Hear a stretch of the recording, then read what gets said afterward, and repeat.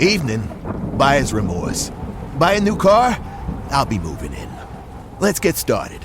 Sorry, I think there's been a mistake. I bought it from Carvana. You what? Yeah, great price. I even have 7 days to love it or return it. So there's no... No buyer's remorse. More like buyer's rejoice. I guess I'll let myself out. Congratulations. I mean it. Buyer's rejoice. Buy your car today on Carvana. Limitations and exclusions may apply. See our 7-day return policy at Carvana.com.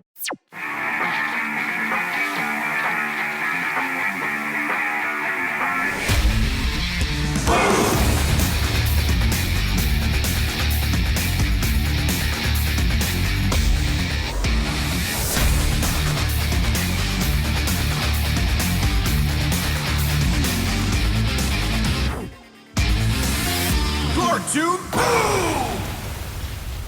Hello, everybody. Welcome to Cartoon Boom. This is a show where wake by the Saturday morning sun, pop down on the floor with a big bowl of sugary cereal, and enjoy your favorite cartoons, both old And new. I'm your leather-clad reindeer looking to start a bar brawl, Joseph. And I'm a penguin selling knockoff Rolex watches. My name's Chris. And today we watched Olive, the Other Reindeer. Can I tell you something right off the top? Yeah, tell me. Tell me all about it. I felt like a big dummy because it wasn't until I at least give myself credit that I figured it out before I started watching the movie. Okay. But I didn't understand the connotation of the name until like I was repeating it in my head, like right before I watched it. And I was like, all of the other reindeer. And then I just started saying it faster. And I was like, oh, all of the other reindeer, like from the song. So I felt like a big dummy, but I finally got it. Okay, well, let me tell you something. Can I tell you something? Okay. Let me tell you something, sir. Yeah, please. I didn't understand the name until they did it in the movie where they literally made that the gag where they misheard it on the radio and Olive was like, oh, they said my name, Olive the Other Reindeer. And I was like, oh, okay, I get it. So here's the thing is you thought that you were a big dummy because you caught it like right before you watched it, but I didn't catch it till they spelled it out for me, like literally while I was watching. Well, I feel a little bit better, but yeah, there you go. Merry Christmas. It's just right there. It's right there. Yeah. I mean, I'm not trying to insult anybody who didn't get it either. It was just funny to me that I was like, oh my God, how did I not get that? You know what, though? I have a really long track record of not understanding jokes of that kind of ilk, of like wordplay jokes. That's not uncommon for me. And there were a lot of them in this movie too. Yeah, especially with the songs. I really enjoyed that they kept that going. That was like one of my favorite parts of this film was just that, was they kept doing those jokes like Round John Virgin. I thought that was pretty funny. Yeah. Because like there's so many of those like those songs and like just other songs and things in general that like as a kid I was like, I don't know what this word is they're saying, you know, like Round Jean Virgin, you know, it's like, yeah, I can see it. Yeah, there's a lot of, everybody has a song like that where you didn't understand the lyrics, especially like songs that are talking really fast or something. Oh my gosh, yes. This really plays into that, and I appreciated that about it for sure. I still have favorite songs that like I know like almost every lyric, but there's like one phrase of the song that I'll just be like, and then move on to the actual words. Like you know the tune, but you have no idea what it's actually saying. Yeah, because I don't want to sit down and Google search it and figure it out. No, that takes the mystery out of it. I was about to say that. Let's leave a little mystery so it stays fun. You know, I like it that way. There you go. I like it like that.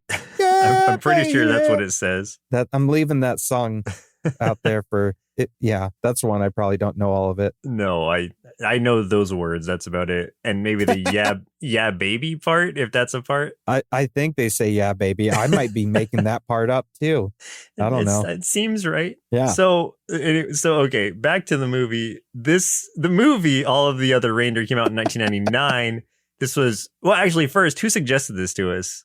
This was suggested to us by Irah. So thank you, Irah. Oh, yes. Thank you, Ira. Thank you. Yeah, this came out in 99. Jeez. 99. I thought it was a lot later than that. Like I thought it came out much more I don't know. I thought it was more modern than that. Yeah, I mean, when you see the animation, you're kind of like, okay, I guess I can forgive 99 CG, you know? Yeah, I guess maybe that's part of why I didn't identify it as being 99, because I was just like, this could have been like any era because they chose such a really stylized way to do it. But yeah, which was I don't know. Which was good and bad, but we'll talk about that. So this was written by Steve Young, directed by Steve Moore, based on All of the Other Reindeer by Vivian Walsh and J. Otto Siebold, produced by DNA Productions, Flower Films, The Curiosity Company, Fox Television Studios, and 20th Century Fox Animation. This was also produced by Matt Groening of Simpsons fame. Yeah. And you could tell, too, because a lot of the cast, you just heard a lot of Simpsons and Futurama voices. Yeah. So, yeah. So for a short synopsis, when Santa cancels his annual flight because of a hurt reindeer, a young Christmas-loving dog named Olive is convinced that she has what it takes to get Santa's flight off the ground and save Christmas. Yeah, pretty much. I mean, that along with the idea that she thought she heard her name on the radio about Santa's saying... Yeah. He needs all of the other reindeer. Right. I guess I'll just have to rely on all of the other reindeer. And she's like, oh my God, he said my name. Oh, that's me. I'm all of the other reindeer, I guess. That's me. I'm Olive. Yeah. Yeah. So who are some of the actors you played in this movie? Well, Olive was voiced by Drew Barrymore, which was very apparent. I guess I never really thought about it, but she has a very distinct voice, to be honest. Yeah. This was definitely the most Drew Barrymore-ish Drew Barrymore that you will hear. Yeah. Like you pin it immediately. It's not like she's trying to do a voice. She's just doing her voice. No. But it kind of works. It does work. And it was like, I don't know, it fit really well, to be honest, especially for being like a really optimistic Christmas puppy. Yeah. Drew Barrymore was a perfect choice for this. The voice of Martini, who was our penguin, our grifter penguin, was Joe Pantoliano. The voice of Fido, the flea, was Peter McNichol. The voice of the postman was Dan Castellaneta. The voice of Richard Stans, that was another one of the the song jokes. Yeah. Which wasn't a song. He's the bus driver also. He was voiced by Tim Meadows. But this character in the movie, he kind of empathizes with Olive because he's talking about like how he's like, oh, I think you just misheard what he was saying and you thought you heard your name, but he said all of the other reindeer. He's like, I had the same problem. I thought the Pledge of Allegiance was about me, Richard Stans. Yeah, it was for me, Richard Stans. That had me cracking up. I thought that was really good. Yeah. And then Santa was voiced by Ed Asner, the late Ed Asner that passed not that long ago. Love him. That's really the main cast. There's a lot of other voices, like background characters voiced by Tress MacNeille and Billy West. They voiced tons of various characters. They were all over the place. Kath Soucie's in there too somewhere. Oh man. Yeah, I wouldn't be surprised, honestly. So basically like anyone from Matt Groening's usual camp was in here somewhere. Mm-hmm. So yeah, that's your cast. Yeah, it was a fun voice cast. Like I'm going to tell you a challenge for me before I get into the marshmallows was the visuals. It made it very difficult to accept anything else because I was just so taken aback by it. And it's not like, I'm sure it was like good for 99, but like at this point it was a little tough because I saw what they were going for. And it's basically like using the art style of the books themselves, which have a really appealing art style when you look at it on the page. But it doesn't necessarily translate well into a 3D models. So I kind of wish they would just have stuck with like 2D, you know, like if this was 2D animated, I think it would have worked so much better because it just kind of like throws you off with the weird CG because like Olive isn't even 3-dimensional. She's flat, but then some characters are 3-dimensional. So it's like a weird juxtaposition of all these different styles, which was like a nice experiment, but I kind of just wish they'd gone with a basic 2D premise. Okay. Yeah, I'm going to ask you some more about that once we get into the thick of things, because that made me think of a few things too. Okay. So for a few tasty marshmallows of our big bowl of All the Other Reindeer cereal, At the bus depot, the destinations are all sacred religious cities and or sites, like Bethlehem, Ganges River for Hinduism. Well, sorry, Bethlehem for Christianity, Ganges River for Hinduism, Jerusalem for Judaism, Christianity, and Islam. And then those were the arrivals, and departures were Mecca for Islam, Salt Lake City for Mormonism, and then Los Angeles for Scientology, I guess. Oh, no. Yeah. God. Yeah. All right. In the diner during the bus layover, and even at the bus stop, I think you can briefly but clearly see Captain Kirk, Dr. McCoy, Spock, and Scotty from the old Star Trek show. What? All sitting at the table in the upper left shot. Did you notice it? I did. And that's what I had noticed it before it even got to the diner scene. Like at the bus stop, too, you can see them. They are, you're just seeing them in their basic, like, Captain Kirk has like the golden kind of shirt on. The shirt, yeah. Yeah. Okay. And then you see Spock in the blue. And, it's probably just like close resemblances of them, but it's not like trying to directly be them. But when you just look at the outfits they're wearing, you're like, oh, that's totally a Star Trek reference. That's interesting. I didn't catch that at all. Yeah. So rewatch at least just that part and like, let me know what you think. Cause I was really like watching for them after I saw them the first time. I was like, wait, hold on a second. Are these going to be like part of the movie? They didn't say anything, but they were just around. The whole rest of the movie, you're just looking for Star Trek cameos. Basically. And all of the other reindeer. Yeah.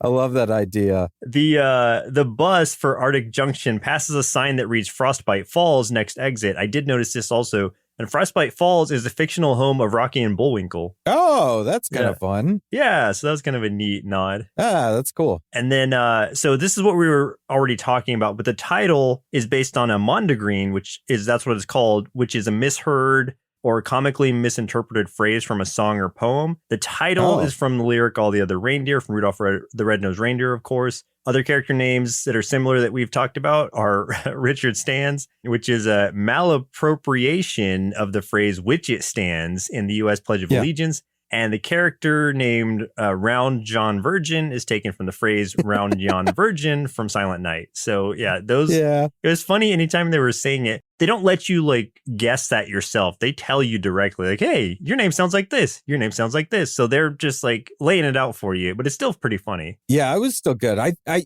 to be honest, I feel like that was the best gag of the whole movie was just that ongoing joke. That was pretty good. And I also liked a lot of martini scenes because I was like, this just does not feel like it fits right in this movie. This innocent, peaceful movie. And also the reindeer in the bar that's kind of like almost like in the bondage. BDSM reindeer. Yeah, yes. Yeah. I was like, what is going on? Yeah, I'm so great. Interested. Yeah. Yeah. That was weird. That was a real weird scene, man. Okay. Yeah. I wasn't sure. I was like, okay, maybe they're just supposed to like trying to do suspenders or something, but man, it sure looks like he's leather clad. I've never seen suspenders that look like that. Yeah. That cross across your whole body. Right. They at least had jingle bells on them. Yeah. I mean, I just feel like maybe they were supposed to be like a harness. Like he's wearing his reins. Yeah. Yeah. But like he's wearing his reins and they tried to make it look like clothing. But to be honest, it looked like he was wearing a BDSM outfit. Okay. And yeah. So it wasn't there's just no me. changing my mind on that. Like no one's going to be able to say anything that's going to make me think that Schnitzel wasn't there for some late night reindeer games, you know? Yeah, clearly. So, yeah. Because these were the failed reindeer who couldn't fly anyway. So it's like, what else are they doing with their time? Yeah. Him and Round John Virgin were hanging out at that club together. Yeah. He's going to have to change his name. So, yeah. So yeah, that's all I had for marshmallows. But man, like, yeah, let's really get into this thing. Let's talk about this. Let's dig into this movie a little bit. Yeah, and we're gonna change things up a little bit. We're gonna do things a little bit differently here because we've gotten to that point where like we feel like we just kind of lay every scene out and just talk through the movie or the episodes or whatever we're reviewing, and we're like, you know what, you guys can go watch this stuff, and I feel like you don't need us telling you every little bit and scene. I feel like as a review podcast, it'd probably be more fun for us to just talk about, our opinions on the stuff. To actually review instead of walk through. Yeah. So we're going to do a lot less of the walking through things and a lot more of the talking about stuff and have a lot more fun with it. It's going to be a little bit more informal than things have been in the past, I think. So, but one of the things I wanted to bring up first was the animation of this, because that was something that you had already started talking about right away as something that was really bugging you. Yeah. I want to dive into that for a little bit first. Sure. So it was a point of contention for me because it was just very off-putting. I get what they were going for, and I appreciate that at the time. I don't remember what kind of what animation as far as CG was like in 99. I don't remember exactly, but it seems to me like it was still very raw. I know that much. And you could tell from this movie, especially where it's everything has form, everything's moving, but the actions and mannerisms are just so janky that it really was hard to pay attention to the plot when all of that's going on and people are just flailing around, especially the mailman or the postman. Jeez. I'm trying to think of other shows that were going on around the same time as that. I mean, was it Beast Wars only predated that by 2 years? I feel I know. And Beast Wars did its own thing, but for some reason that was still very appealing because they did it right, I guess, even though it was as you look back on it, yes, it's incredibly raw. I think it looked bad. And it looks bad, yeah. But the story was just so good around it that you didn't care that much about it. And it was just very interesting. So here it was just more distracting because I don't know. They went with their own style and they did it in CG. So it was two things that were a little off-putting when combined. Yeah, I get that. And what's interesting is we've seen shows since then that have done it well, shows and movies. So as an example, when we watched the Tangled animated series, it's almost kind of a carbon copy idea where they did a series that they made it look very storybook-esque like this, but still put it into a 3D environment. And it actually worked, and it worked really well because I remember us thinking and talking about how it looked really storybook, but it still looked good and it functioned really good. The animation was great. But yeah, I know what you mean. And I think that there's a lot of places in this too that I was looking at where even the edges of certain things were really rough. They would get really pixelated in things, whatever they used to render the movie wasn't quite ready to render the movie. Yeah, there would be some slowdowns in spots and stuff. Yeah, for sure. So I'm wondering if this was just it couldn't have been a theater release because it wasn't a feature length. It must have been straight to video or DVD or something. I think it was a made for television. Was it? I think so. That would make sense. I didn't specifically see that, but I believe it. So that makes sense because the budget would have had to been pretty small, pretty low, considering. I would think. But which is interesting because it's pretty star-studded as far as the cast goes. Yeah. But I mean, it is a cast that typically works in television too. So true. Well, aside from Drew Barrymore. Yeah. But the rest of them, it's pretty much all, folks that are used to doing TV series like Simpsons, Futurama, things like that. So yeah, and since it was produced through Matt Groening's company, it's okay, maybe I'm sure everyone was paid fairly, but it seems I don't know. I just wish I don't want to drone on this because I can, but no, sure. I just want to say that I really think it would have worked a lot better in 2D just because I think it would have translated better what was on the pages. Because if you see the pages, the backgrounds are even really interesting looking. But when you see them here, they just look like bad CG backgrounds, where everything is really pointy and there's no circles exist and everything just super shiny. Yeah. Every once in a while, you'll see just a lot of really barren areas where they just didn't want to create more assets. Yeah.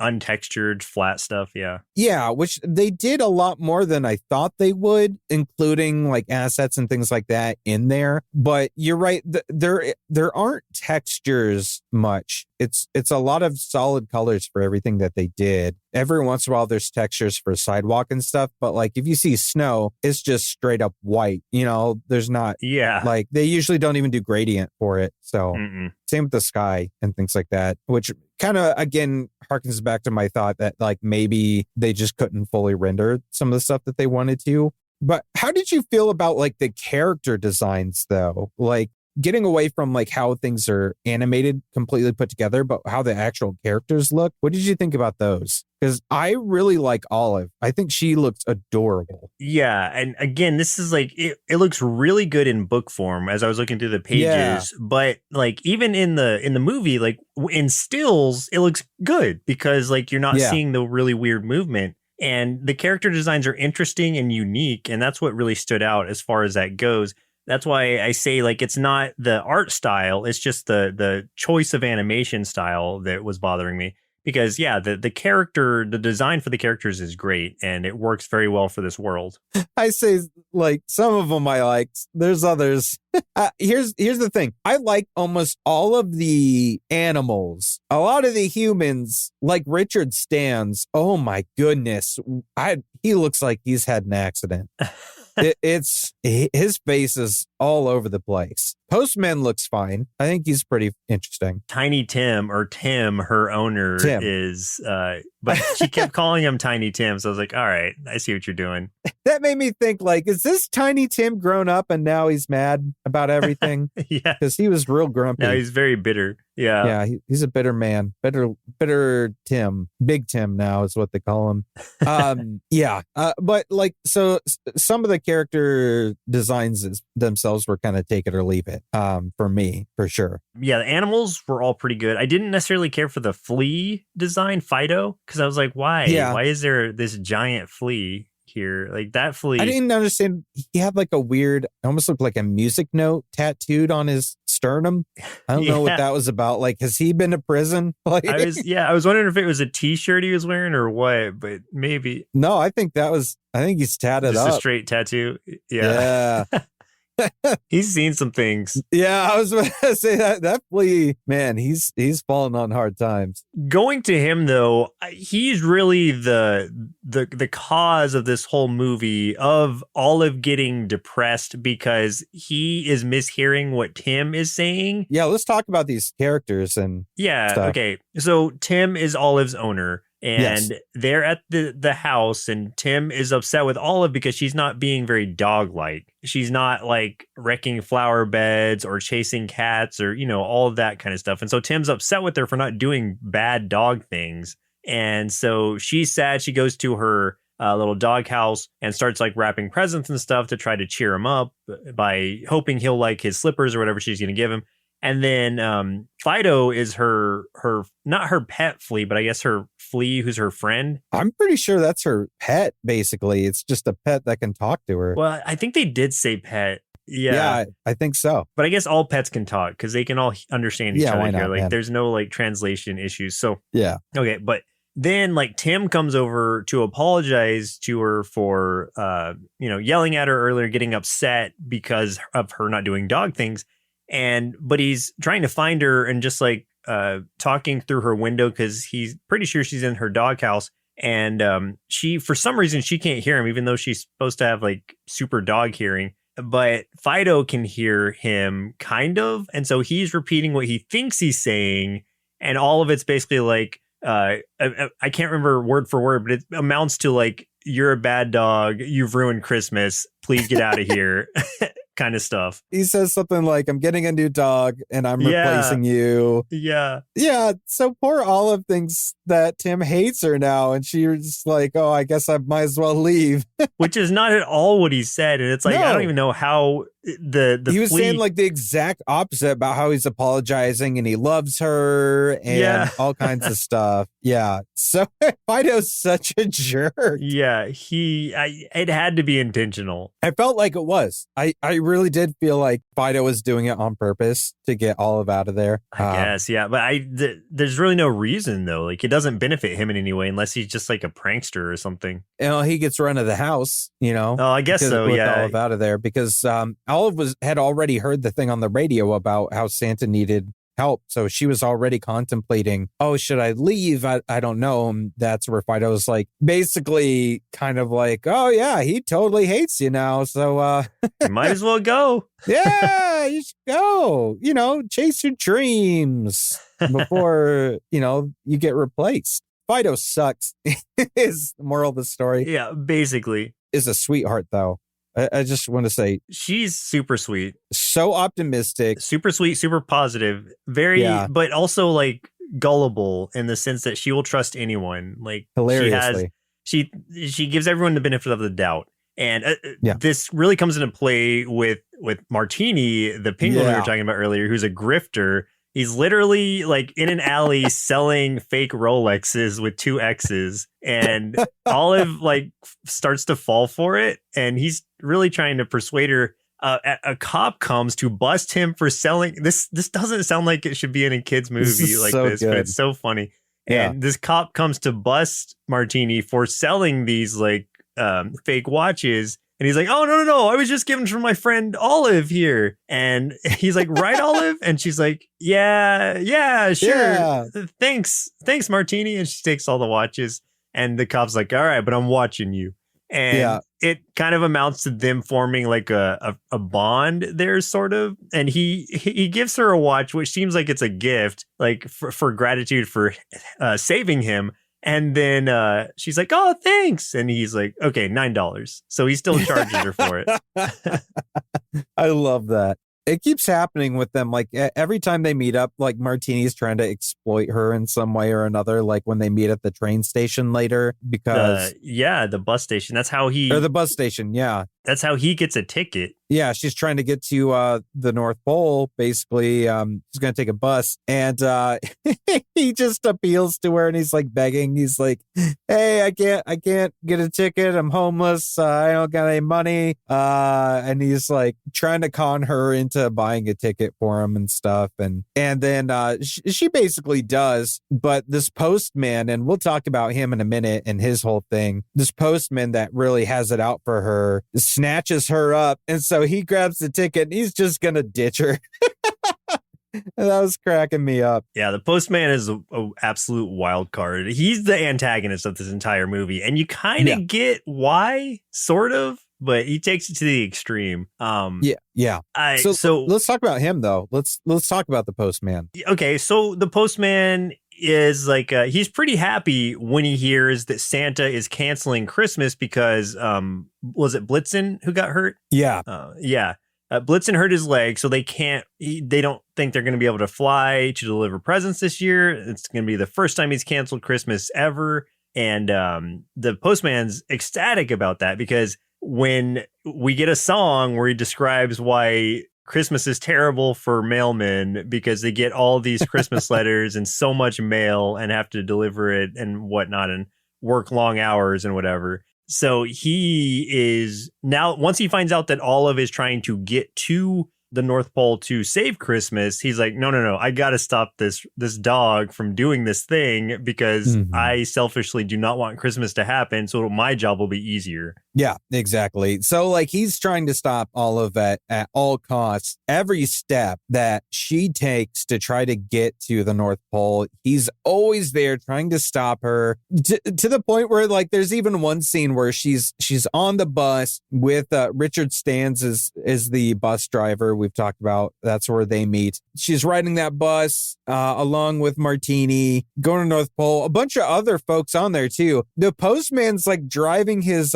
mail car and like slamming into the side of the bus, trying to like drive it off the side of the road. Like he would kill these people to stop Christmas. And it's so over the top. It's crazy. Yeah, he has no concern for anyone else's life, especially not Olive's, and tries to get rid of her multiple times. Like when they're at the diner and he dresses himself up as like one of the waitresses and then that's right, takes Olive out back and puts her in the back of his truck and just drives off with her. Which I like this part because like she finds this gift from Deus Ex Machina, which is great.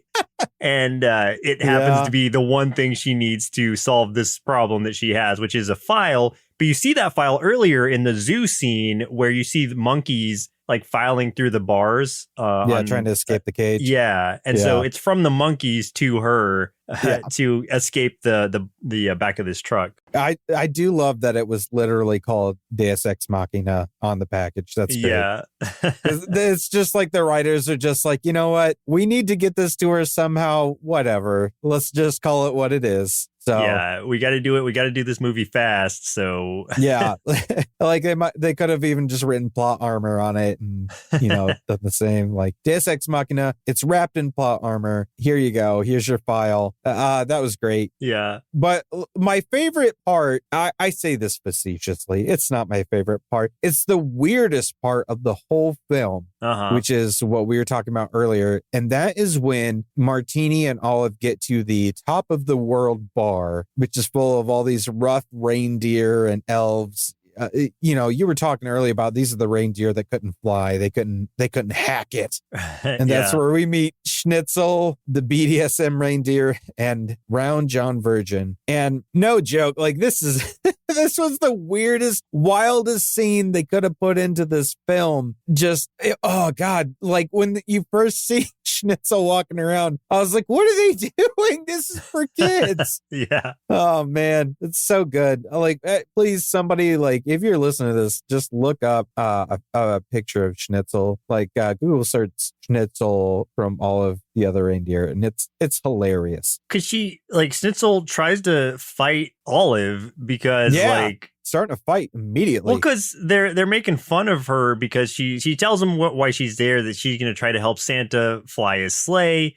And them as failed reindeer who can't fly, and they seem intoxicated as well, are just very upset with this idea. Especially around John. So like, oh, you can't, you want to see if you can fly? You don't know if you can fly. So they start throwing her around, literally. And then one of them says, like, I'm going to throw you off the building, off the top of off the roof to see if you can fly. It's like, oh my gosh. Yeah. This poor reindeer, or this poor dog. Olive even like mentioned something about that because she's just like, come on, you're going to throw me off the roof. Like, she gives them like that whole, kind of reprimand about like, it's Christmas and this is how you're going to act. Like, do you really think Santa would be okay with all this? Do you really think you deserve Christmas when this is how you're going to be? But I can't take it seriously seeing this freaking reindeer just all strapped up in that red leather with the bells all over it. I like how they're like, they break into a song about like not being so bad and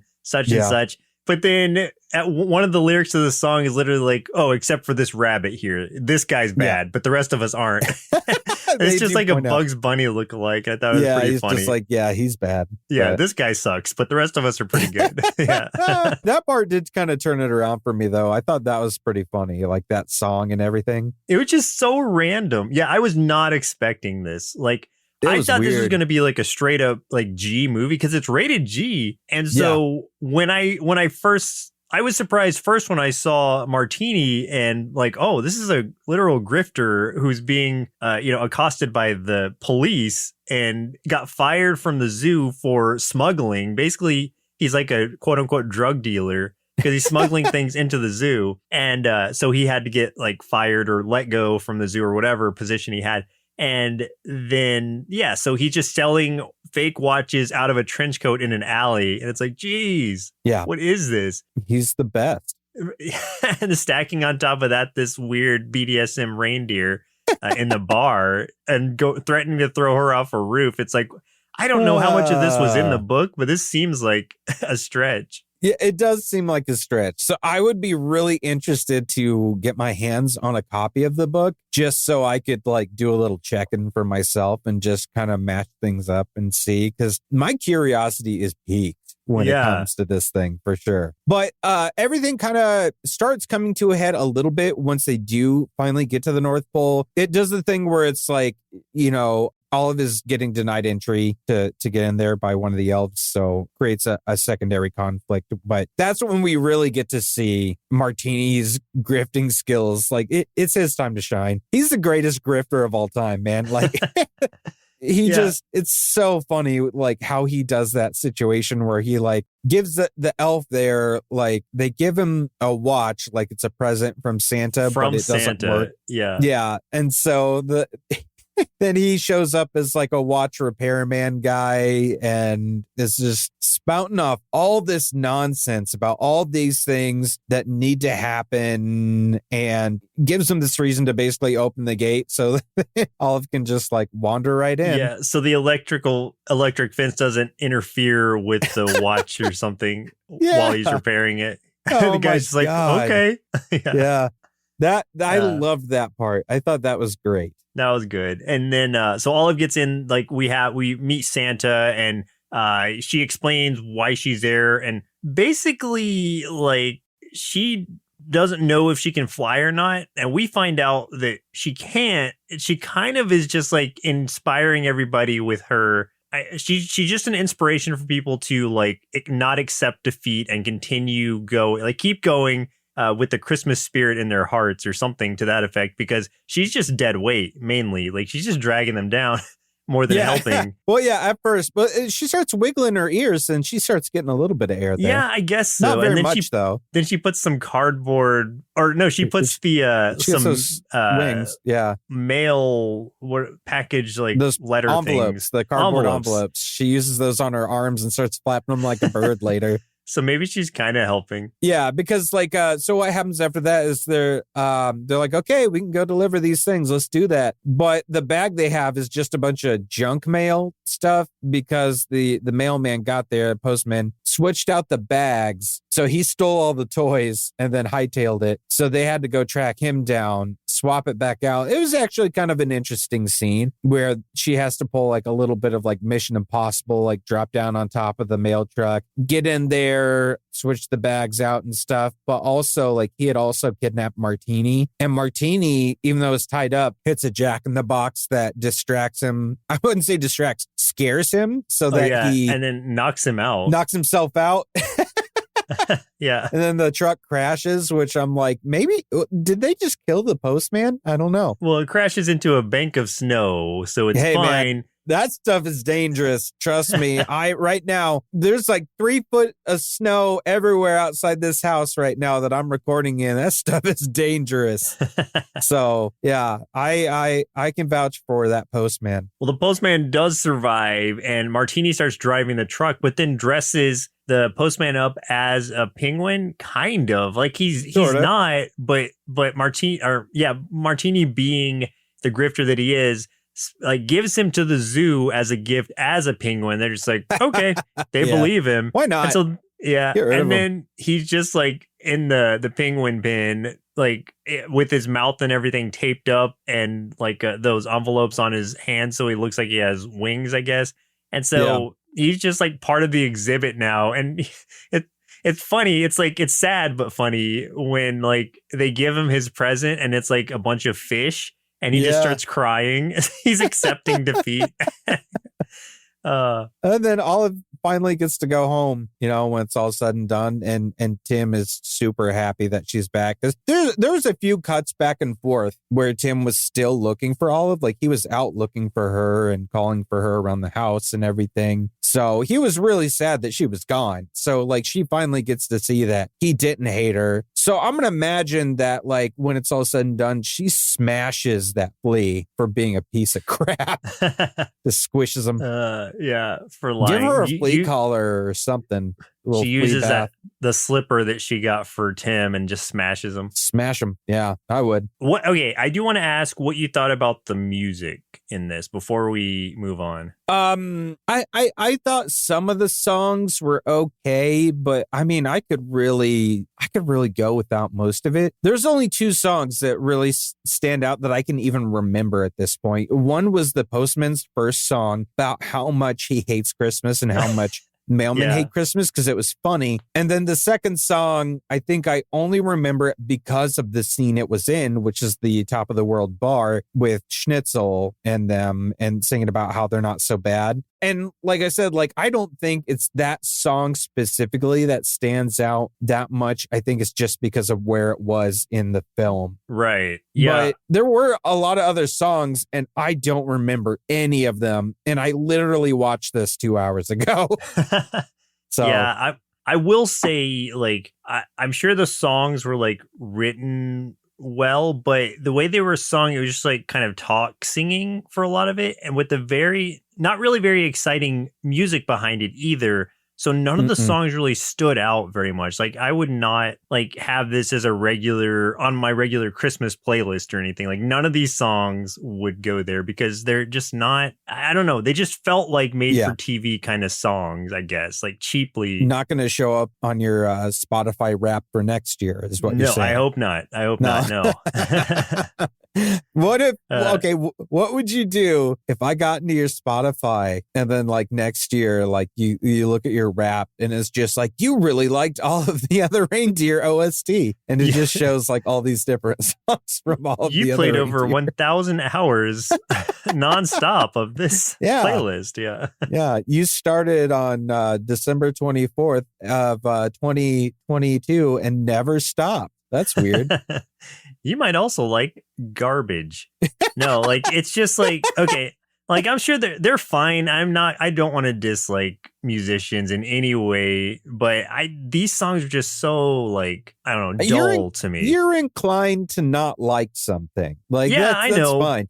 Like, it's not that things are bad. It's just that it's not appealing to you. Yeah, and that's it's not fair. appealing to me. I just feel kind of bad with this movie specifically because, like, I saw a lot of people that are like, that love this movie and that like think it is like a must watch like every Christmas, and I'm just like, my wife is one of them. Really? So, okay. See, she really likes it. I feel like we're gonna get some backlash here. This is gonna be another Winx Club thing because I wasn't feeling it, and I tried. I promise. Like, we do our best to look at everything with a very like forgiving, subjective view. Yeah, subjective. Yes. Yeah. To where we're like, objective. Okay. Objective. That's the word you need. Objective. Okay. Subjective means we look at it with our own personal bias. So that's the exact opposite of what we want. That's the opposite. Yes. Yeah. So objective view, so that we are looking at it, you know, in a very neutral fashion. But I don't know, for this movie just didn't really do much for me. The overall story, I think, was cute. But outside of that, it's like, and some of the scenes were really funny, but it was like, the entire package just felt kind of weird to me. Sure. Well, Chris, looks like it's about time we sent our kids to the North Pole to see if they can help Olive summon her inner reindeer, and maybe let us know what Santa is getting us for Christmas this year. Then see what they thought of all of the other reindeer. This movie was okay, even though everybody looked like one of those weird paintings my aunt always says is pure art, but to me it looks like everyone's face is melting and makes no sense. But I did learn some new tricks on how to con all my friends. Thanks, Martini. This movie was pretty cute and kind of got me even more excited for Christmas. Now I'm just hoping Martini shares some of his completely real, misprinted Rolexes so I can gift them to my friends for the low price of $9. I'm such a giver. It sounds like we both learned a lot from Martini is what I've taken. I think, from this unfortunately, movie. I think that's true. Yeah. Yeah. Exactly. As far as like a final overall review of this thing, what do you got for me? What do you think? As a fun, relatively innocent family Christmas movie, I think it succeeds on a very base level. Like, it has some great moments, but I can't help but feel like those moments were probably captured better in book form on individual pages. So where the movie really falters was that it's showing everything that's happening between the pages that we just don't need. And I'm not sure why they chose to go CG again, because after I've seen the pages of the book, like, it just would have worked so much better in 2D. And the music was more talking than singing. So again, it didn't really do a lot for me. But overall, I would give All of the Other Reindeer 3 big bowls of Rain Dog cereal out of 5. And I think kids would probably enjoy it, but I don't know if there's enough substance or heart to it for annual viewings. Yeah, I can agree with pretty much everything you just said there. And I really like the thought that you said of it feels like we're watching a lot of stuff that would have been like fillers sort of like in between the pages of the actual storybook. Because I feel that way too. I feel like there is some real main thick plot points that the movie really hits. And then there's so much stuff that feels like kind of, I don't know, just, yeah, it's filler. It's dragged in there and it just didn't feel super necessary. I will say that it's a little bit more fun than I thought it was going to be from the start. There's a lot more witty humor than I expected. And some of the characters were a lot of fun. Like we talked about, Olive was great. Martini was great. Overall, the story just didn't stand out that much to me, but there definitely were some scenes that piqued my interest where the story lacked, especially that weird bar scene. So I gave All of the Other Reindeer 3 bowls of There Is No Rudolph cereal out of 5. Oh, yeah, they do point that out. They did point out, it's just an urban legend. Yeah, I did like that they said there is no Rudolph. So verified, Rudolph does not exist. Sorry, kids. No. We've seen Rudolph, though. We can verify that that's not true. We've seen that movie. That's true. There you go. Yeah. So, yeah, like by the way we were talking about it, maybe it sounds like we would have given it less than a 3, but I do think like it's got its charm to it. Yeah. There was just on a lot of technical levels, like it didn't really work for me, but I think the story was fine and the characters were the highlight of it, really, especially the really weird characters. Like those are so fun. So I do want to reinforce that it's not, I'm not saying you shouldn't watch this. You definitely should give it a chance because you might be one of those people who wants to watch it every year. I don't know. It's just not that way for the two of us, sounds like. Yeah, I'd say great characters, very mediocre story. Sure. For me at least. And also mediocre songs like that felt pretty forgettable for me. It's one that like I mean, you've already kind of touched on this. I think kids would really enjoy this. So I understand why there is a lot of people that like it because like if you would have seen this when it came out in 99 and you were a kid around then, you probably have a lot of feelings tied to this because I think it is really cute and I think it can definitely work, especially for kids. I think watching it for the first time as an adult, though, I'm just kind of like, man, yeah, it's just not hitting all the things for me that I would really want to be like, this is something I want to watch each year, as opposed to something like we watched, it was a year ago, 2 years ago now, when we watched Klaus, that now I'm like, that's one that is something that I have added to my, this is an every year holiday movie. Yeah. That's been added to my rotation now, which is also another one that is very storybook-like in appearance, but uses CG in it. So, but then again, you know, decades difference in time. Exactly. That was like 18 plus years later. So exactly. And a huge budget, I'm sure. So, not going to compare the two. We have to forgive its sin of making a 1999 CG movie. We'll forgive you for now. I'm going to say, like, I'll use the statement that people do when they're being like real jerks, but I think the book was better in this case. Yeah, I'm not mad. I'm just disappointed. Yeah.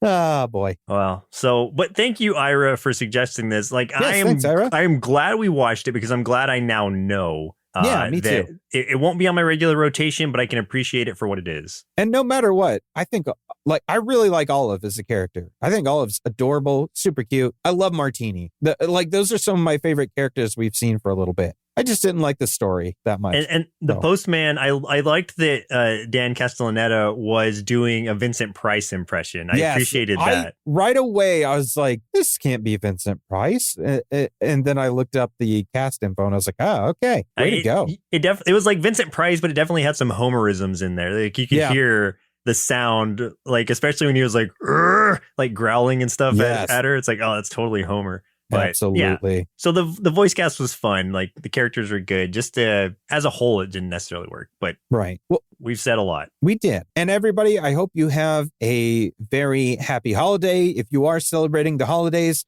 I hope you enjoy it and stay safe out there. It's real slippery if you have snow. Trust me on this. Stay warm unless you're in Texas, and then it's like, no, you're fine. Stay cool.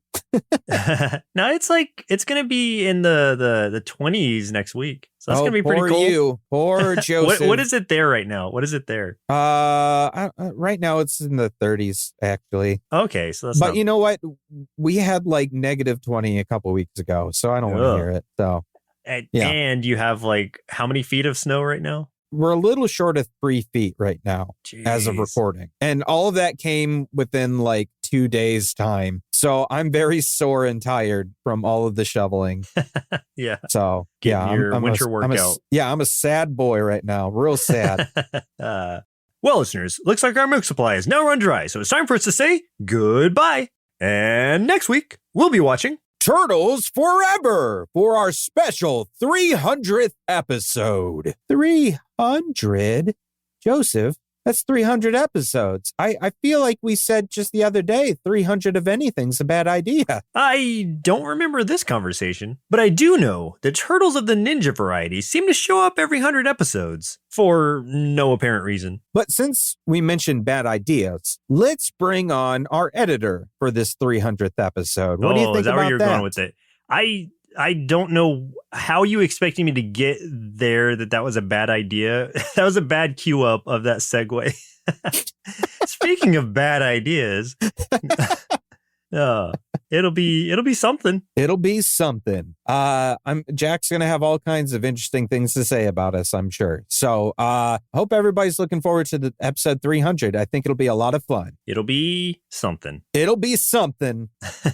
It'll be turtle-rific, turtle power. I don't remember what all they say from that iteration. Do they say radical at all? I don't know if Cowabunga's. Oh no, I know Cowabunga's in there because this is like, well, because Turtles Forever is every iteration of it, all together. So we're gonna get a little bit of everything. The smorgasbord of turtles. I think you're a lie. I think you're a liar. I'm a lie. Radical. There. Tubular. Okay, I'll accept that. That's pretty good. Well, once again, I'm Joseph. And I'm Chris. And we'll see you next Saturday.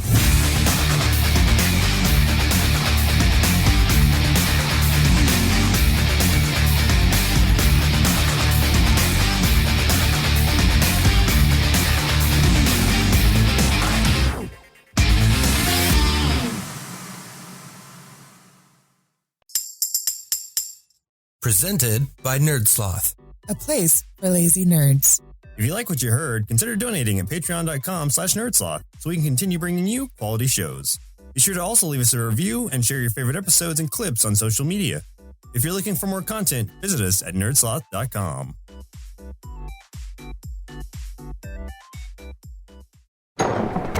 Evening. Buyer's remorse. Buy a new car? I'll be moving in. Let's get started. Sorry, I think there's been a mistake. I bought it from Carvana. You what? Yeah, great price. I even have 7 days to love it or return it. So there's no... No buyer's remorse. More like buyer's rejoice.